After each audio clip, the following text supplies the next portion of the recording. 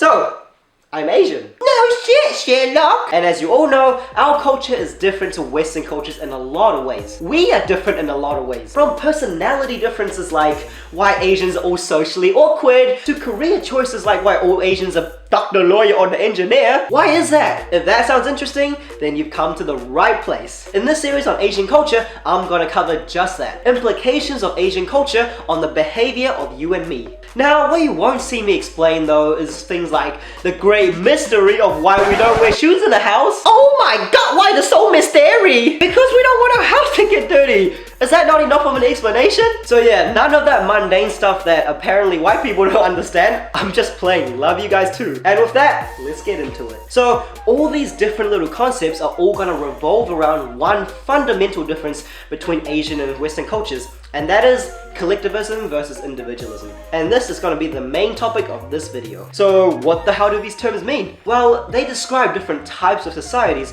and these two differ essentially on how people identify themselves. For individualistic cultures, which include the majority of European and Western countries like the America state, people's sense of identity is based on, well, the individual themselves. What they do for a living, what their goals and achievements are, their own distinct personalities. On the other hand, for collectivist cultures, which include the majority of Asian countries, one's identity depends heavily on the group. This can refer to their family, extended family, friends, or even the large level collective such as the country. The group's goals are prioritized before an individual's goals, and one must think twice before acting on anything serious because the group is accountable for their actions. Now, that psychological theory is all good and well, but when you think about everyday life, that small distinction has more relevance than you think. For example, it explains the difference in the attitude towards studying and career success. Now, if you're Asian, what was the #1 most common thing you heard from your parents growing up? Do the study! Oh, you finished the study? Okay, good boy. Do more study!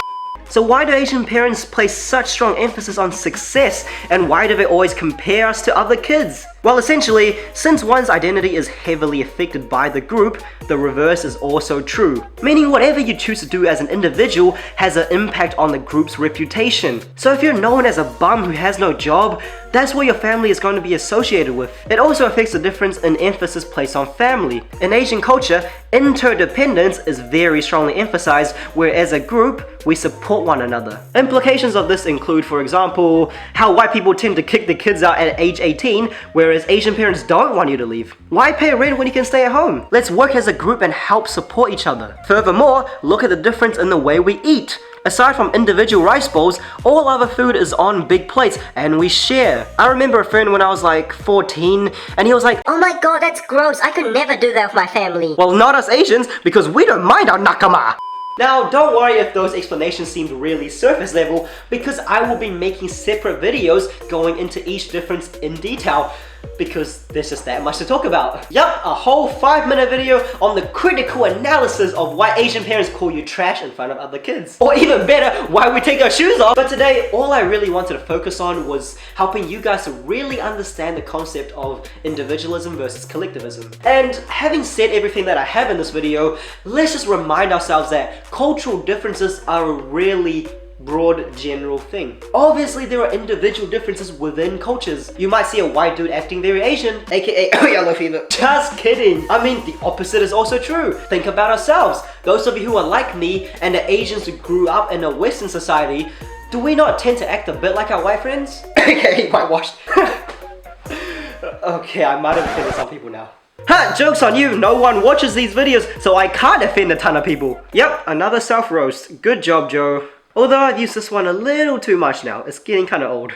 And lastly, I know this is not what you normally see on this channel, all that social skills good stuff, but that's because this core principle of C versus I is going to be hugely relevant in the next video in this Asian series, where we talk about the personality differences. You know the stereotypes, Asians are socially awkward, quiet and shy, whereas white people are more outgoing. See where I'm going with this? If that doesn't sound social skills related, I don't know what does. So stay tuned and I'll see you in the next one. But in the meantime, be a good Asian kid and do the study!